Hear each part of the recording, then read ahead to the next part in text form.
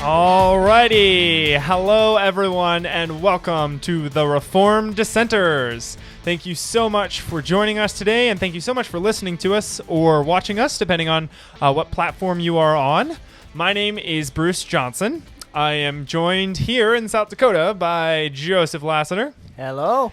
And additionally, we have Jacob Johnson joining us today from Pennsylvania. Hello. So you can find our show on a whole bunch of different platforms. I would encourage you to check some of these out. Again, we are on a lot of pro free speech platforms. So you can find us on Rumble. We're on Gab. We are on Gab TV. We're on Odyssey, Apple Podcasts, Spotify, and a whole bunch of audio-only platforms, so you can check those out as well. And if that sounds like a lot, you don't really want to have to remember all of those platform names, well, you can go to our website, which is trdshow.net, and there you can find links to all of the platforms that we're on, and you'll be able to follow us that way, which is probably going to be a lot easier. Again, you can email the show at trdshow@protonmail.com, and that's where you can ask us questions about the show, give us suggestions, ask us to read whatever pieces of literature you have in mind, or send us news articles from your local state or national news you think you'd like us to cover. So, our show today is, since this is our kickoff show, I'm going to walk you through what our normal show is going to look like, and I'm going to do that really quickly because we only have half an hour for this show, so we're going to try and get as much into it as we can, which is an awful lot of content. So we have a lot planned for today.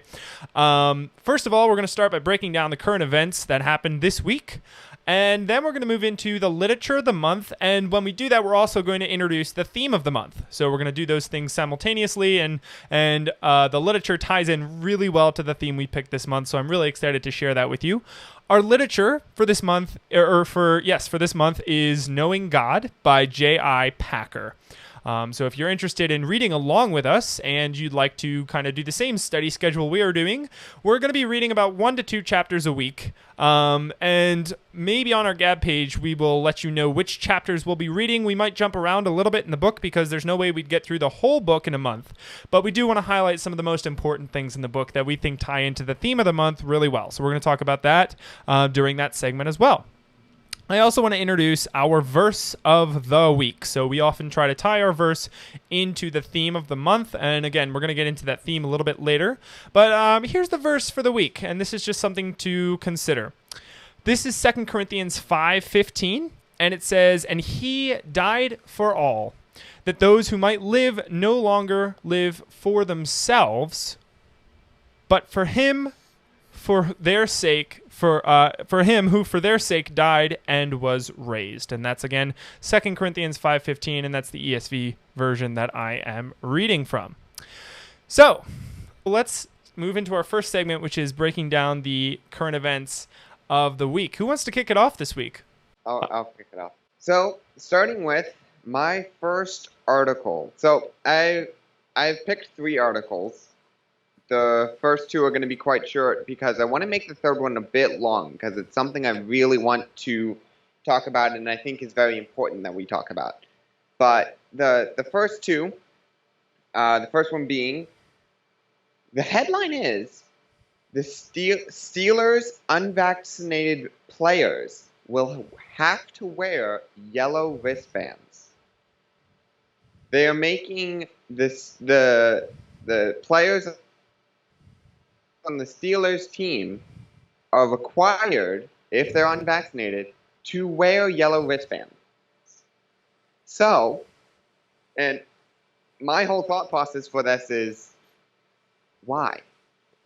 Why are they making them wear wristbands? But it's all to mark the people who do not listen to what they say, basically. Yep. The non-compliant people. And we see this through history, this also happening in Germany with the Yellow Star of David, and how the Germans marked Jews with the yellow star. And we know how history likes to repeat itself, and it's repeating itself again. And when Jews were marked with this star, afterwards these people marked with the star were taken to concentration camps and sent to gas chambers. again, I want to make that one short. That's probably all I'm going to be saying about that one right now, but that's something to think about. Again, thinking also about history likes to repeat itself. Number two, I looked on the local news website for my town, and what comes up on the very first thing that I see is how to get your vaccine. How to get your experimental jab, everybody. Go out there and get that experimental jab. You must. The government tells you to. But even the small little towns, these small places, it's not just these big cities. These small places are also being indoctrinated and are indoctrinating you. Yep. Very good points. Everybody has an agenda. Everybody has a bias. Just which bias do you want to be biased by? Third headline, and this is the one I really want to get into. Disney premieres its first ever LGBTQ love song. Wow. Yes. Their goal. This here is indoctrination at its finest. Not to mention this love song is in a children's show. This is not your basic show that you find on Netflix or on Disney Plus or anywhere else. This is a children's show meant for children. Their goal, the whole left agenda, is to change the next generation, to indoctrinate the children, to confuse them and manipulate them. Yep. And my problem with this is us as Christians are just letting this happen. We're just going along with this. And it goes back to our verse of the week last week. We have lost our saltiness. We need to get it back. Exactly. Our culture is being pushed around by every wind of doctrine. Yep. That's great. Thanks. We have to get back involved, and that is starting with not sending your children to indoctrination centers. And a lot of people have a problem with this, the LGBTQ community, and I have a Bible verse. I have a scripture passage that I would like to read, and this makes it clear and simple. And this is in 1 Corinthians 7:2. But because of the temptation of sexual immorality, each man should have his own wife, and each woman her own husband. It is a man and a wife. Not a man and a man, not a wife and a wife. It is a man and a wife. Clear and simple. Amen. Nice. Thank you, Jake. Did you have any others? Nope. Those are mine. Very cool. Well, Joe, do you want to go next? I can do that. So my 3 topics that I came up with were, I'm just going to list them out at the beginning. One of them was how the governor of California stated that, if I can get rid of this X, unvaccinated people, or compares unvaccinated people to drunk drivers, and how the federal agency has mandates for COVID-19, and how the FDA accidentally released major side effects for, various side effects from taking the COVID-19 vaccines. A list of side effects? Yes. Wow, nice. Yes. Yeah. So, and I think maybe you would be able to post that picture up a little bit later. Yep, that will be on the screen. But anyway, I wanted to start and go back to how the governor of California stated how the fact that if we are not getting vaccinated, we are just like making a decision of drinking and driving. If you drink and drive, you are causing people to get hurt. And this is just from what the governor has said. This is not my my state at all, and how if you don't take the vaccine, you're not protecting other people. Well, my opinion is if you are taking the vaccine as to what the FDA has stated, this list of different side effects, you're actually causing yourself more harm and harming more people with giving people the vaccine, because it can cause a lot more deaths and a lot of other different side effects. And especially since this COVID-19 variant. No, the COVID-19. The vaccine? The vaccine, yes, thank you. The vaccine is now more of a gene. So many V words. Yes, very, very many V words. Keep track of them all. How it's gene therapy to help your lungs, supposedly.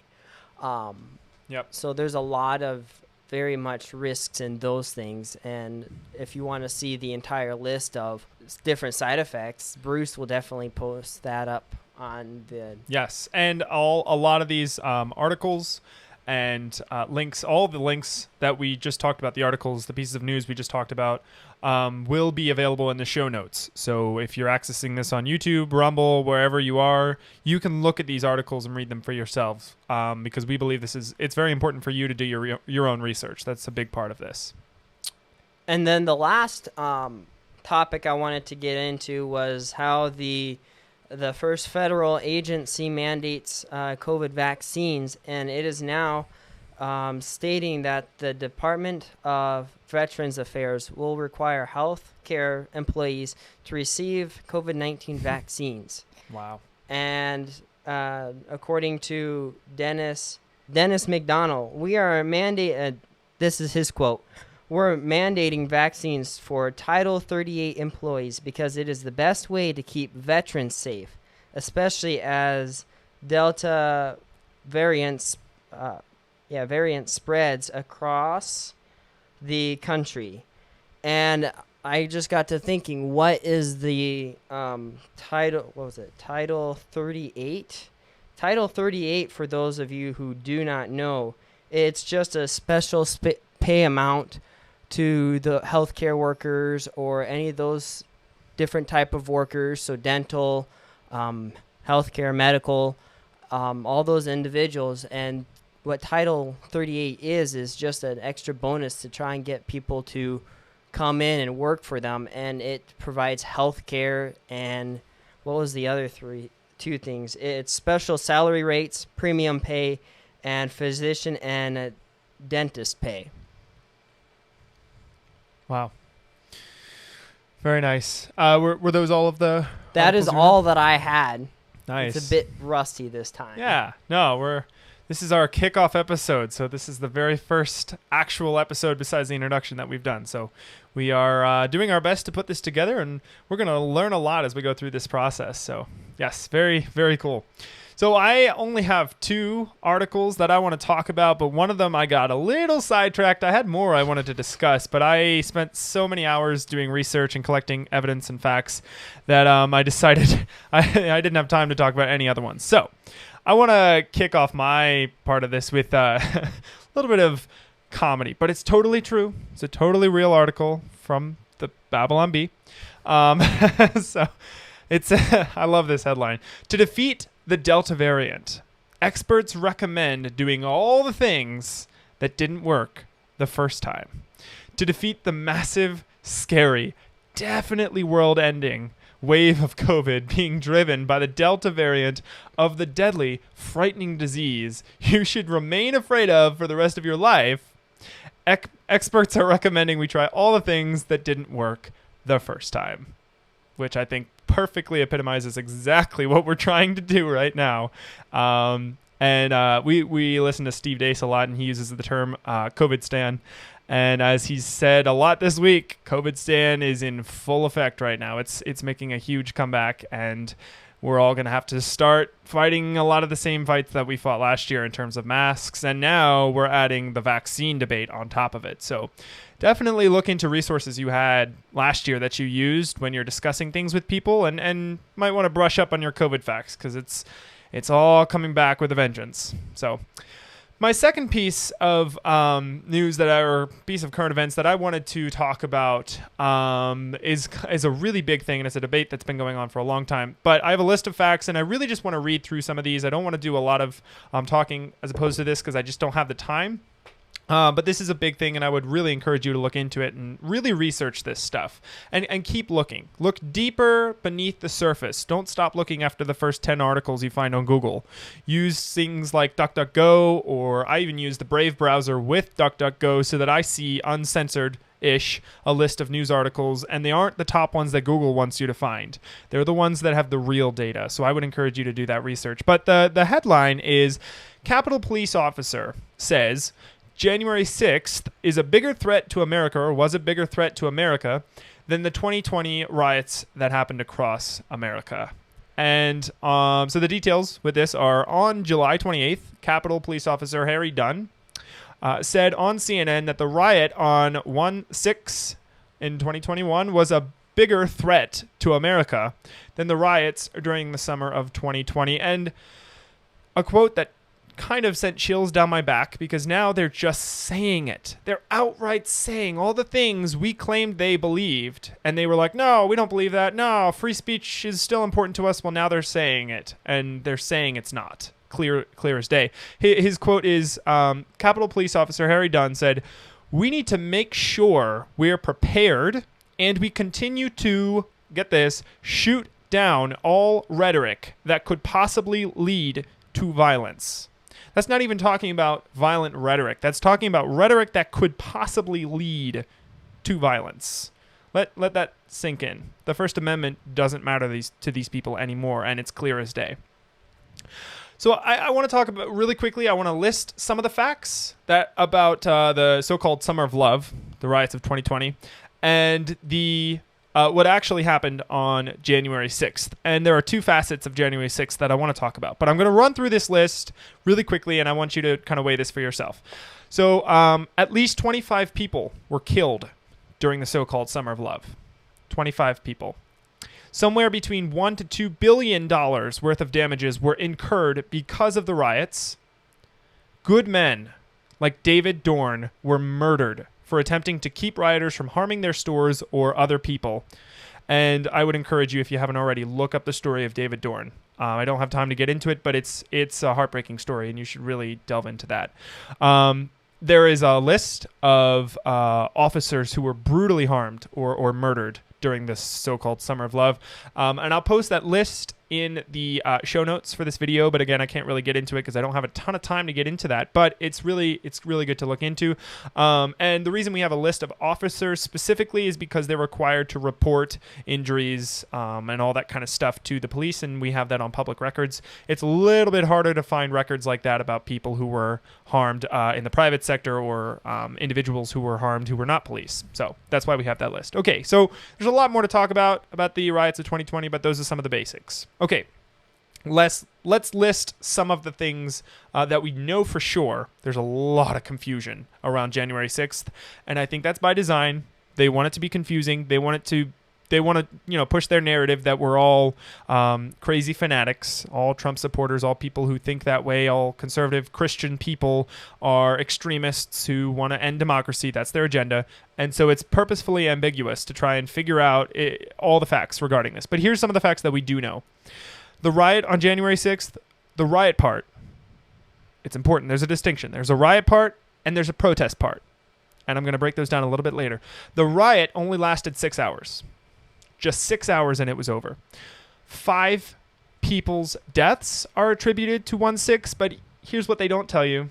Well, they do, but you really got to delve into it. 5 people were not murdered on January 6th. 1 person was shot, and guess what? They were shot by the Capitol Police. 3 died from natural causes, heart attacks, and 1 died from a drug overdose. So take that as you will. Multiple sources report that Capitol Police were not armed in riot gear, which is very strange, because ordinarily for protests like this, especially at the point it had reached at that point, they should have been prepared for this. And weeks prior to that, there were major riots in Washington, D.C. because of the police brutality BLM riots that were happening. So there are lots of pictures, videos of cops in riot gear. So we know they were prepared. They already had everything there. They weren't prepared, seemingly, for this. They were told to stand down during the riot. They opened gates and doors to the Capitol building. I could really go into all of this so much, but we just don't have the time. But I would encourage you to look into all of these things. There is video after video showing Capitol Police simply stepping aside and allowing people to walk in. Additionally, there are reports of some BLM and Antifa members being there. You can look into that a little bit farther. I wasn't able to completely validate that 100%, but I would encourage you to look that up as well. There are even videos of people trying to prevent others from smashing and breaking things, which shows that it was a mixed crowd. There were people who were there who were actually part of the riot that were trying to help things. There's so much more I could say about this, but that's all I'm going to say in regards to that. I want to sum things up by saying I have a few points just to sum it up. I don't believe either of the events in question were done in a biblical manner. Either last year or the riot part of January 6th. Neither were biblical. Neither should be condoned. Both included violence for violence's sake, which is not biblical. Being emotional and saying, you know what, I feel really mad right now. Everyone around me is feeling the same way. Let's go get violent together. That is clearly an emotional, violent response, which is not condoned by Scripture. Neither accomplished anything productive or beneficial for our society. So the riot part of January 6th, not helpful at all. And yeah, obviously neither were the 2020 Summer of Love. Neither were those riots either. And most importantly, neither were approached with a devotion to God. Now remember that's going to be part of our theme this month. Neither were approached with a devotion to God. However, this is important. Until the riot broke out, many of the speakers and protest members who were interviewed, held Christian principles and were there because they believed that the lies surrounding the election needed to be spoken out against. And I could say so much more about this. I wish I could get into it, but I do want to link this to a biblical passage, which is Proverbs 31:9, and it says, "Open your mouth, judge righteously, defend the rights of the poor and needy." So biblically, we are told to open our mouths, judge righteously, defend those who can't defend themselves. And so my whole point is, I know we want to defend the rioters, and I think some of them probably should be defended. A lot of the people who were in the Capitol actually weren't violent. They were led in there. It's a whole confusing thing that I could say so much more about, but I want us to focus on protecting and defending the protesters, the people who were there with Christian intentions and were there as Americans who realized it was their responsibility to stand up against some of this stuff. So that's what I wanted to talk about. I know I went a little bit over with my segment, but I think I got to most of the key things there. So anything you guys want to add to any of your articles or anything before then, or anything we just said, before we move on. Cool. All right. So now we're going to move into the literature of the week segment. And so, like I said before, the literature of the week this week is Knowing God by J.I. Packer. And I've got the book here, and Jake's got his set up on his shelf. So, yep, there it is. And Joe's got his. Yep, got a copy. So that's the book that we're going to be reading this month. And so we read chapters 1 and 2 this month. And I think most of us, for the majority, got through chapters 1 and 2, but also some of us might choose to highlight different segments of different chapters. So, but yes, we went through chapters 1 and 2. And the theme of this month is actually something that Joe asked to be the theme, put that name into the hat. And the theme for this month to kick off our show is devotion to God above all else. Devotion to God above all else. So before anything else, our devotion to God is to be the most important thing in every aspect of life. Everything that we do, think, say, and talk about to others. Anything you guys want to talk about really quickly about the theme you wanted to mention? Yeah, the reason why I kind of figured that this would be a really good kickoff topic was because, for one, why are we doing this podcast? I mean, we have a main verse. We're talking about the news, but really, why are we doing this? And it's to spread the good news, to spread the gospel, to find truth in what is going on in the world today. Yeah. And all of that with a devotion to God first, from a Yep. biblical perspective. I also have something. Yeah, go ahead. I wanted to say this is important because having a devotion to God and the Bible is critical. Without it, there would be no way of fixing the current problems of today. In the book, it talks about we must have the right mindset when talking about having a devotion to God and knowing more about God. We have to have the right mindset. And the right mindset for us going into trying to fix things in culture is having that devotion and doing all of this for God. And that fits with what we want to have a devotion to God. And I think a big part of it too is who we align ourselves with, right? I know a lot of people want to be like, well, I'm pro-Trump, or I'm a Republican, or whatever. And it's tempting to want to align yourself with another group of people, but I think it's important that we align ourselves with God first, and that's going to affect who we align ourselves with, right? I might have supported some of the principles that Trump did, some of the things that Trump did, right? But I'm not what you would call pro-Trump. I'm not someone who says, yeah, Trump's the best, and anything Trump does is great. My devotion to God comes before my affiliation with a political party or with a political candidate or a presidential candidate or a president. My devotion to God should be above all of that, including my country, right?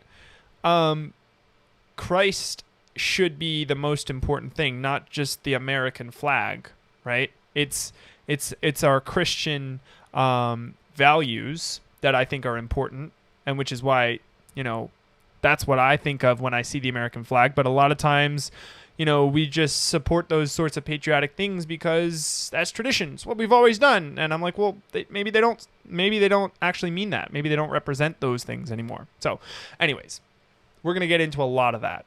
But that's our theme for the month. So we have a few questions in regards to the literature of the month, which again is Knowing God by J.I. Packer. And I'm going to ask the first question, and then we're going to go around, and we'll each take a crack at it. We'll each answer it based on the reading that we did this week. So first question is, what did you find most interesting about the chapters? So something I found most interesting is in the book we find it talking about how a man who seeks to know God, will be more knowledgeable than a man who seeks to know man or seeks to know just the world.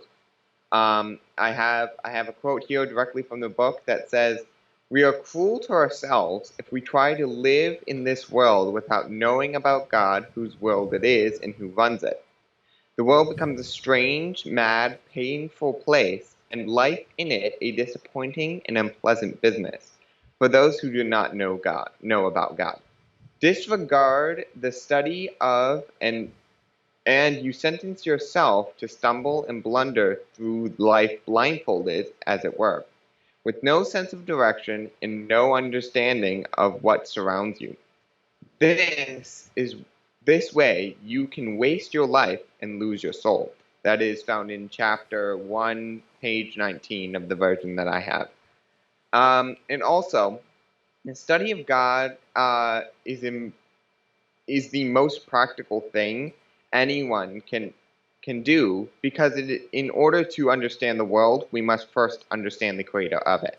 So we must know. So God created the world, so he knows how it works.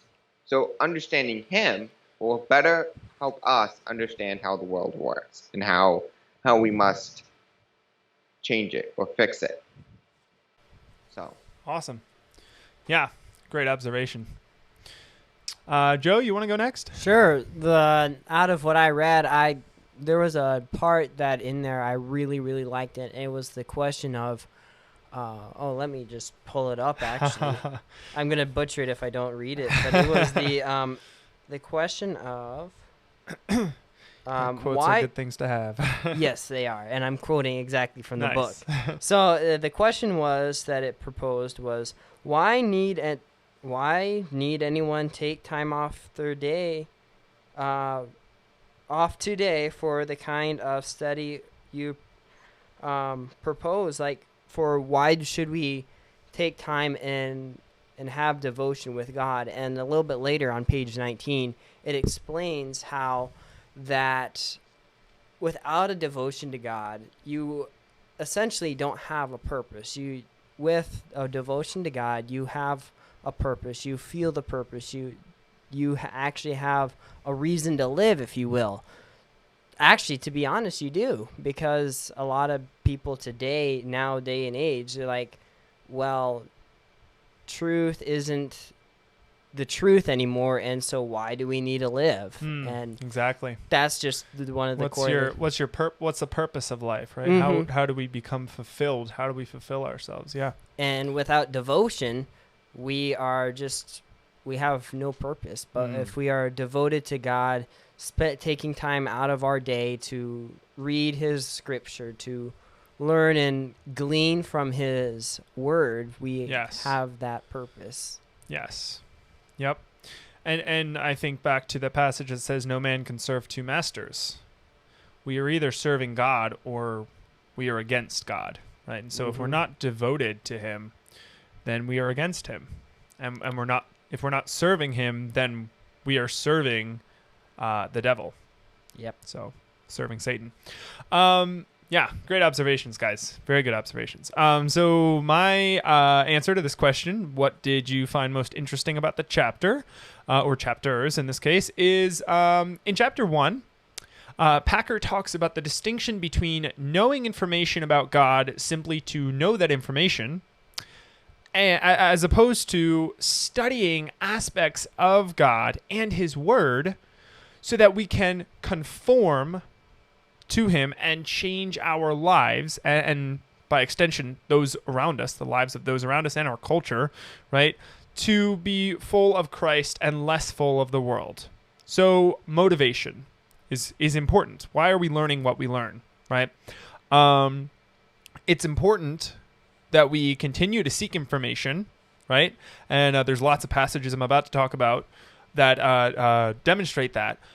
But we need to make sure that our motivations are sound, right? Seeking information just for information's sake, just being more of yourself with some more information tacked onto it, is not biblical. It's not what we're meant to do. We're supposed to become less of us and more of Christ, right? We're supposed to be changed. We're supposed to conform to the Word of God and be less of the old sinful man and more of the new man we are in Christ. So there are many examples of why we should continue assuming our motivations are right. There are lots of examples that Packer goes through about why we should, that refer to why we should continue to seek information, right?